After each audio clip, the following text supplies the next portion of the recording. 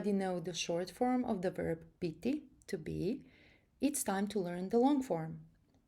So when do we use the long form? When making questions. So if you want to ask, are you, are they, am I, we have to use the long form. We make the long form by adding JE before the short form. So some becomes yesam, or for example, smo becomes yesma. So that's how we make the long form. When making questions, we also have to add the word li, which doesn't translate, but it's always there when making yes or no questions. So not just with the verb to be, with any verb. If it's yes or no questions, we would place li in the second position in the sentence right after the verb. So here we go. Questions are yesamli, yesili, yesili, when talking to one person. As you can see, we can also drop personal pronouns here because every single form of this verb is different. So just by using form yesam, we know that yesam only take ya, which is I, or yesi only takes t.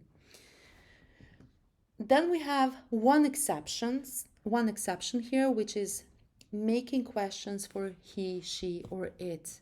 We are still keeping the short form. Is he, is she, is it? In Croatian we say jeli, and then you can add jeli on, jeli ona, etc. Jesmoli, plural. Jesteli, when talking to multiple people or one person, that formal you. And jesuli. Rule number 2, when to use the long form, is when giving short, single word answers. So yesam means yes I am. Yesi, yes you are. Jest, yes he is, or she is, or it is. Jesmo, yes we are. Jeste, yes you all are, or formal. And jesu. So yesam means yes I am. So this is already built in, so to speak, in this one word.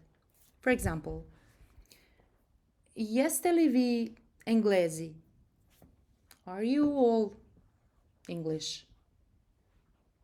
Jesmo. So you can answer just using this single word, jesmo, which means yes we are.